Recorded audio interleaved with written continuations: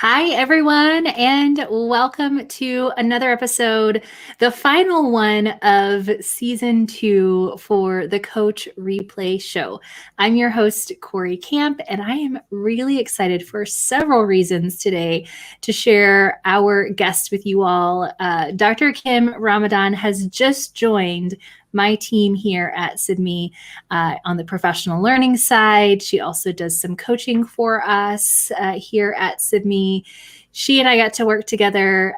She was a subscriber of Sibme and her organization with the North Carolina New Teacher Support Program.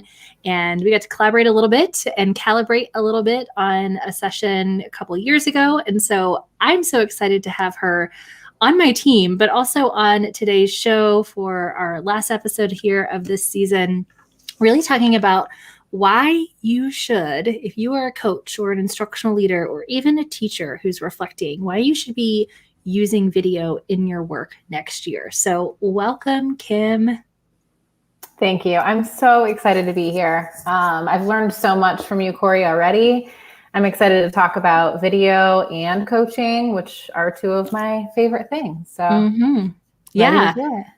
Yeah. Two of my favorite things as well. And definitely a valuable tool. I mean, I'm telling you, video was a game changer for me over a decade ago. Now I feel old every time I get to use the word decade to describe my coaching work, but it really, really is powerful. So let's just start, Kim, and just talk a little bit about the why. Before we talk about what it does or how you can use it in your coaching next year, you and I are kind of similar in, we're big powers in the power of why, believers in the power of why. So why should folks be using video for coaching?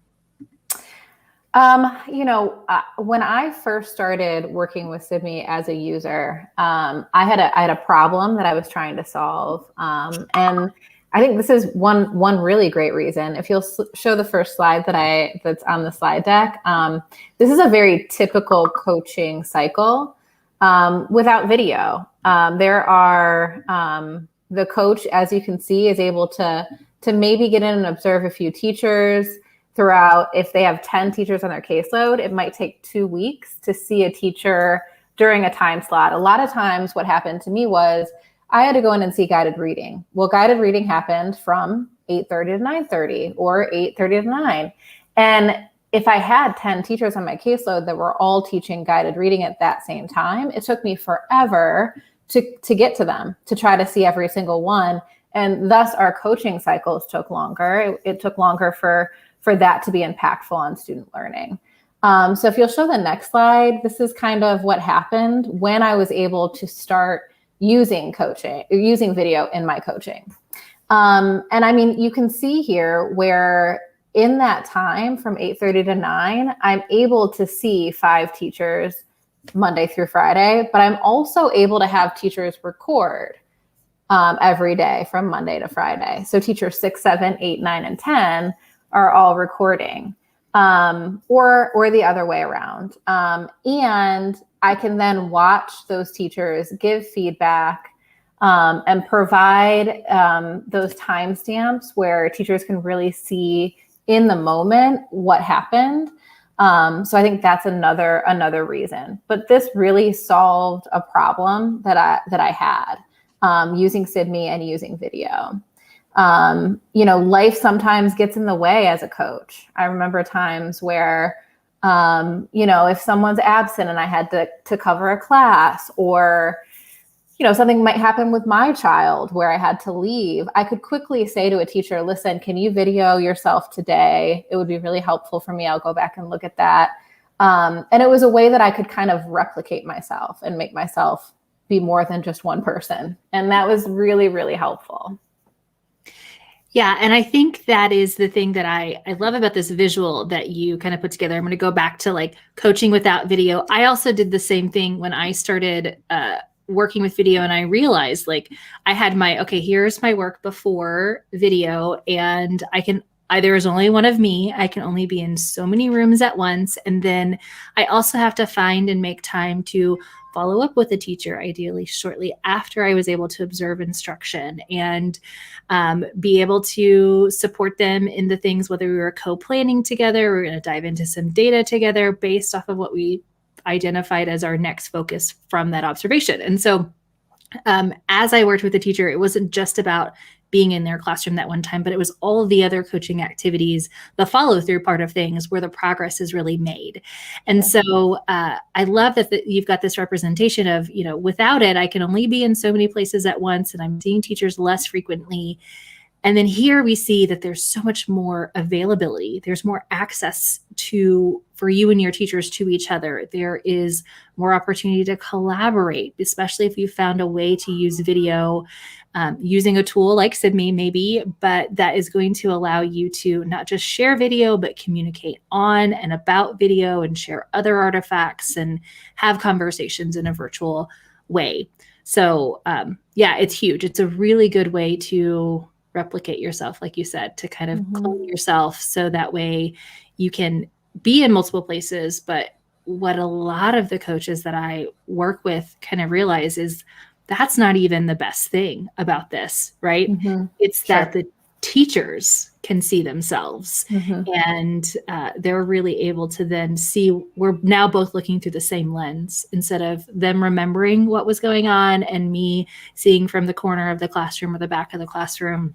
We're really able to kind of come together objectively with that artifact. So yeah, exactly. I mean, I think it's really hard when you're in a coaching conversation afterwards to say, remember in that moment, when the kid did the thing, and they're like, 500 things have happened since then, and I can't remember what you're talking about.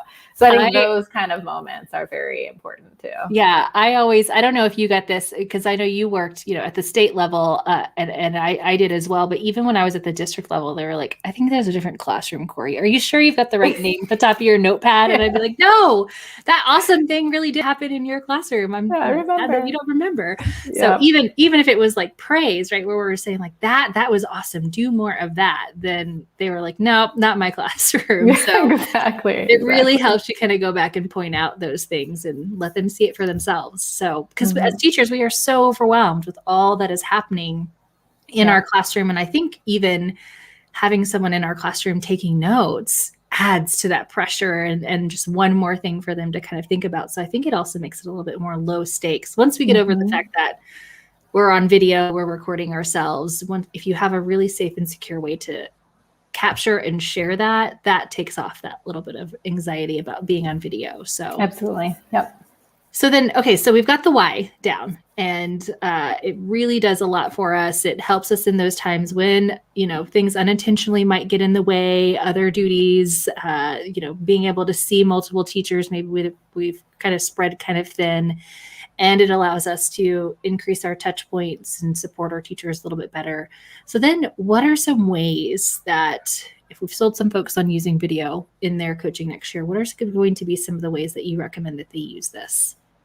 Well, I think the first thing is a reflection on your teaching practice or your coaching practice. I feel like when I first saw myself coaching on video, I was really horrified. And this speaks to kind of what you were saying about the safety aspect of it.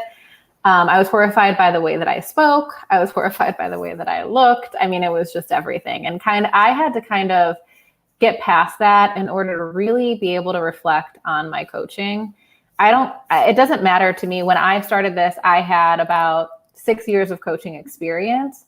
But whether you're a new or an experienced coach, I think it's a great way to reflect on you as a coach and what you're doing, as well as teachers reflecting on themselves too, of course. But Sibme allows there to be a safe place where in your workspace, you're able to just see video. And I choose what I'm going to share with my teachers, or I choose what I'm going to share with my administrators or other coaches in a collaborative huddle. So I think there's a safety aspect to that reflection on yourself. But there's a way to also set goals for yourself and team goals, perhaps with other coaches, with other administrators, as well as, and watch for those evidence. And you can do that in a workspace where it's safe where you're kind of by yourself, self-reflecting before moving into other areas. And I know you have an example. There's a mission card that is in the Learning Center. And so it's really, really great. This is just one example. The mission is reflecting on the conversation, really a way that you can reflect as a coach. How did that conversation go? And this is a really, really great way to do that. Yeah. And I think there's a couple of ways that you can start to introduce this into your coaching next year. Like if you're thinking about using video, we talked about using video to record instruction of the teachers that we're working with. But this is really, also saying like walk the walk and record yourself in your practice in coaching, those conversations. That's kind of our classroom, right? That's kind of our lesson where we are having a one-on-one conversation with a teacher or leading a PLC, and we're facilitating the learning that's happening. We are asking questions. We've got wait time to consider. We're looking at managing, kind of that behavior and expectations and all of those things at a very different scale because we're coaching, but we can reflect the same way a teacher can reflect on those things in their instruction and look at their students. We can reflect and look at the teachers that we're working with in those conversations. And so this is something that I started doing, early on in my video coaching work that I continue to do to this day. I record all of my coaching sessions with teachers as a twofold, right? So I'll say, I'll share the recording with you, but I'm working on my questioning or I'm working on my coaching presence. And I think that's important for teachers to know that you are also focused on being a lifelong learner and have goals and are working towards those. And you're using that video to reflect on those things. Even if you just do a voice recording or record just, you're from the shoulders, down, like you're just kind of recording the two of you sitting there and look at the body language that happens from you or your teacher. So yeah, this mission card, and we've attached this to the takeaways for today's episode. So if you're listening in our podcast or you're wondering how to get access to this document, this resource, this mission card, just all you got to do is access the takeaways from today's episode in the Learning Center, and you have access to this for free. So yeah, so this is good. So reflecting on yourself, that's more of a self-reflection kind of quiet space. What's another way coaches can use video in their work next year? Yeah, so I think once you're really feeling good about that self-reflection part, and that continues throughout this process. But I think the second thing is, reflecting on your practice, and that might mean getting feedback from others. I think that's really crucial. When I first started coaching, I really didn't know what I was doing. And I've said this countless times. I didn't know how to coach. I was making copies and everybody was happy. And I thought I was just like the best coach in the world. And I think when you really go through a true coaching cycle where you take a teacher from one action step to the next, and even honing on what's the most important action step, and then helping them figure out, what is that and how do I move from here to here? And I think people need help with that. That's not something that's intuitive. I think especially new coaches, but even veteran coaches need feedback from other people. It might be a peer, it might be another coach, it might be an administrator, it doesn't matter who it is. But I think having working collaboratively in groups is a great way to do that. In Sibme, collaborative huddles is an easy way to make that happen. It makes the coaching cycle super visual and a way for people to learn from one another. There are also mission impossible cards that are about that collaboration piece and going from, just reflection on self, which is extremely important, happens throughout, I think, all of this, but adding a layer of really learning from each other. I think that's incredibly important as well. So this Coaches of the Roundtable is one example, and again, is a resource for whoever would like to have it. Yeah, and I think, focusing on reflecting on practice, like reflecting out loud, really is what I kind of hear here is we're teaming up with a colleague, a peer, maybe someone who's a mentor or a group of individuals, and sharing our practice in video through video, so that we can get feedback on that. That is huge. A lot of us were thrown into this role.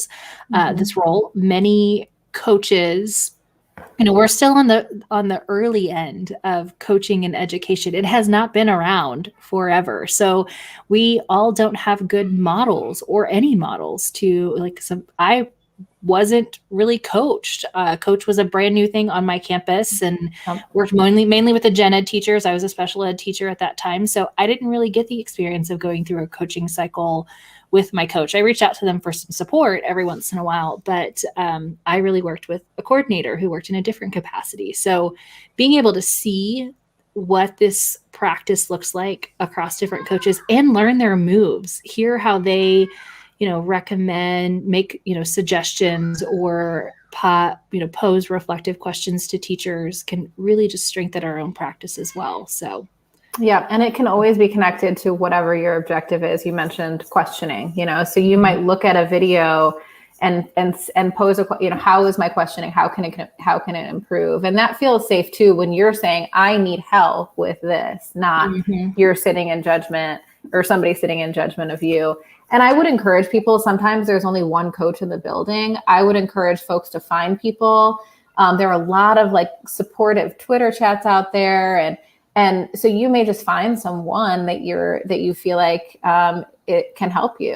And I think it's just important to have a community, but also important to learn from each other as well. Yeah. Yeah. Just a quick shameless plug a little bit for some of the services that we have here at Sibme, which are, we've got our Coach the Coach coaching cycles, where this is exactly what they do as you are working with an individual, as they kind of watch that footage together with you, talk through those things, help you reflect, give you feedback on your coaching. But then also our cohorts that we have for instructional leaders and coaches. We have them reflecting on themselves and working on reflections with a peer to look at practice. And it really is the thing that, although it is scary, because you have to open up for vulnerability, our participants say that is the most powerful thing, to be able to really just kind of rewind and break down the footage and talk about practice, and then make some actionable, manageable steps moving forward. Yeah. And I wish that it was available to me when I first started. I just think about how much I could have grown and what I could have learned from others. And I think it's just taken some time for people to realize that coaches really need support. Often we're plucked from the classroom and put in this role, and coaching teachers is so much different than working with students. It's just a very different ballgame. Yeah. And it's one-on-one, right?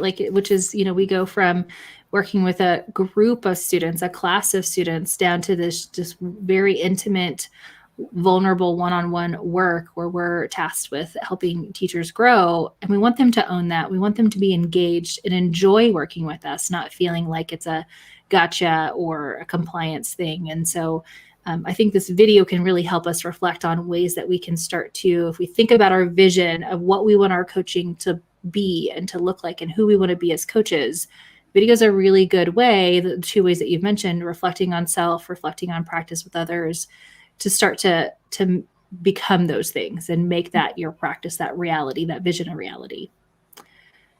All right. So I know you have one other there's a million different ways you can use video, but you got one more that we kind of talked a little bit about sharing for this show. And that's reflecting on student work together. So talk a little bit to us about what that means, how that might look, and the impact that can have.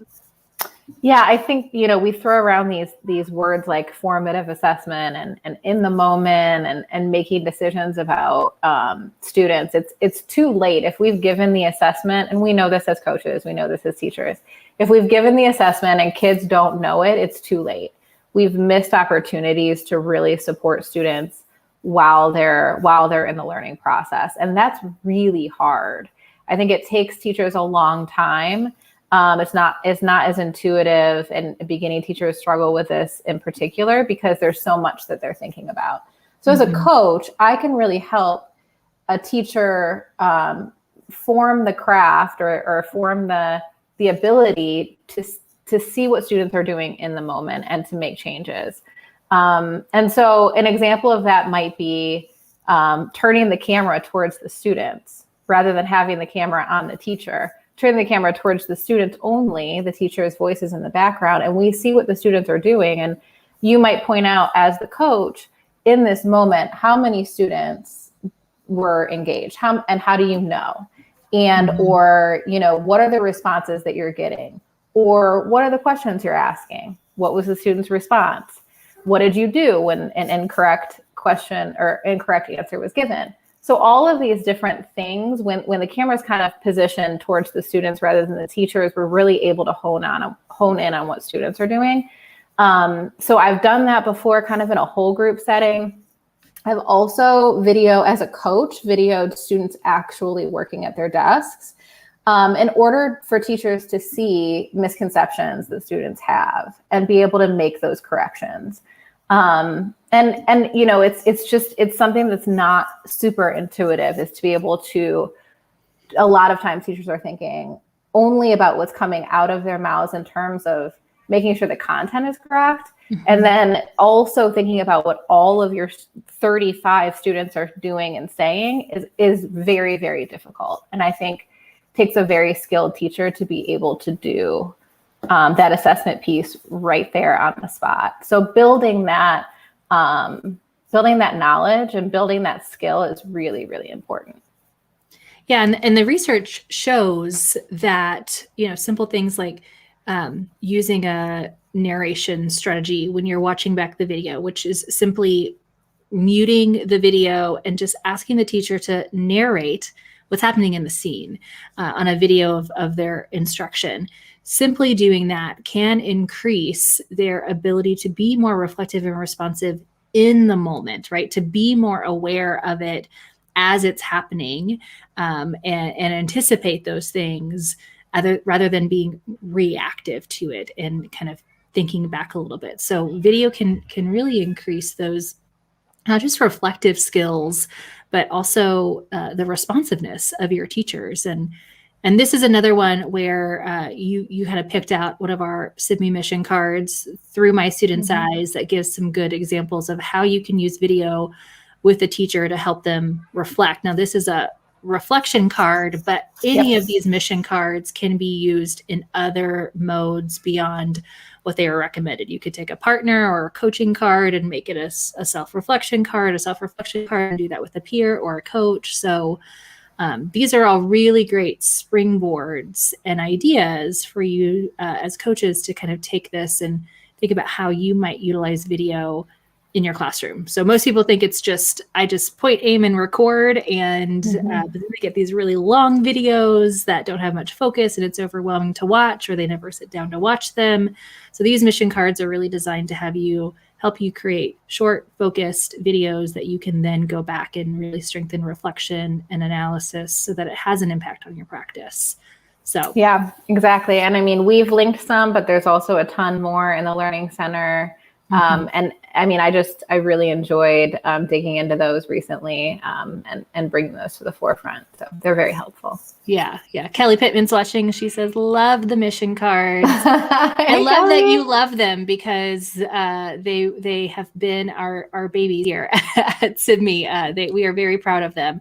And they came from the recommendation of a campus or actually from the work that a campus was doing. A principal was, and we've had her on here on the Coach Replay Show, was putting out these missions to her teachers to try to, challenge them to reflect and collaborate and utilize video as a transformational tool in their own personal growth. And it worked really well. So we thought, you know what, we should create several of these missions for people to use. So I love that you were able to find some mission cards for each of these reasons. So just to kind of summarize and go back is, video can be a really good way for us to scale our work, our efforts, to create more efficient efforts in our coaching, but also to increased flexibility and accessibility to those that we are supporting. It supports us as coaches on a personal, professional level because we're able to reflect on ourselves and get to see others or get feedback on ourselves from others. And then it also really strengthens the reflective capacity, the responsiveness of our teachers as they look at their students during instruction. So I think those are some really good reasons to use video next year. And so if you've got questions about that, let us know. But I want to send a quick invitation because if you're interested in hearing more about the use of video in your coaching or more from Dr. Ramadan, I want to invite everyone, if you have not yet registered for the Better Together Summit. It's happening, y'all, next week. The account's already open. You can already begin cruising through sessions. But we've got 3 sessions that we want to highlight that's kind of related to today's topic. And if you are listening to this after the weekend, if you're on vacation right now and you're listening to this as a replay, don't worry, you can still register because the content will be available for the next 12 months. So if you miss the live event Monday and Tuesday, June 21st and 22nd, you can still register even after the live event and have access to all of the sessions, all of the content. We've got amazing keynotes this year. Paul Bambrick-Santoyo, who was a guest not too long ago, Jenny Donahue on collective teacher efficacy, Dr. Cory, Dana Sanders, and then Kim, you are presenting. So tell everyone a little bit about your session and when they can find you in next week's conference. Yeah, so I'm presenting Monday, the 21st, June 21st at 2:30 with a friend of mine, Megan Kirshner. We are presenting about in-the-moment coaching, the importance of in-the-moment coaching, but also some strategies for that. We're really excited to talk about this. I think coaching in the moment is incredibly important for teachers to really get that feedback right away, and video is definitely a way you can do that. But we're excited to present. So 2:30, June 21st, on Monday. Yeah, and I think your session number is 144, I believe. Yep. Mm-hmm. Yep. And at that same time, you can also attend, and you don't have to pick, like, you don't have to be like, oh, which one do I go to? Because they're all recorded. So you can pick one to attend live and the other one you can attend asynchronously, but in that same 2:30 Central Time breakout session on our schedule for Monday, our own Allison Burnett, Director of Virtual Learning and commander of our coaching cycles and services here at Sibme, will be hosting a session, Coach Like a Badass. I mean, who doesn't want to do that? I mean, so, I'm jealous of that title. She nailed it. I am too. I was like, if you don't make that your next book, it'll be my first one. So for sure. So she's session 142, that same block at 2:30 on Monday. And then I also invite you all to join me. I am going to be doing a session on blended coaching, the only way to coach for impact. It's session 246, 2:30 on Tuesday. So same time frame, 2:30 Central Time. But mine is on Tuesday. So join us. Again, we're going to put the link to register if you haven't registered. It is completely free. It is available for the next 12 months. And did I mention there's some amazing swag? No, I mean, I'm looking at that trip to Mexico. I know. Like, I could use a trip to Mexico. We all could right now. Let's all go. I was just talking to a friend of mine. She was like, do I have to be an educator to win that? And I was like, you just have to be one of the most active people in the conference. So trip for 2 to Tulum, iPad, Apple Watch are some of the big things that we are doing. And so again, we are super, super thankful to be able to offer this conference. Join us. Again, another shameless plug. And Allison's watching. Allison, she said, can't wait to present. All right. That is all we have for you. Be sure to download the notes and takeaways from Kim. She's got some summarizations in there for you all, and that's in the Learning Center, as well as links to all of those mission cards that we shared on our screen, or if you're viewing via podcast, you can download those and view those on your own. Kim, anything else for folks before we wrap up season 2 of the Coach Replay Show? I know, it's so crazy. I've watched you. I'm just honored to be here. And I just want to thank all the coaches. Your hard work this year has just been, teachers too. Everybody just killed it. So Yeah. We're just really, really proud of the work that everybody's done. Yeah, it's been amazing, and we'll have you on a lot more next year. So that'll be fun. I might even be able to take off a few Fridays, and you can host for me. So I might do that for you. It'll be exciting.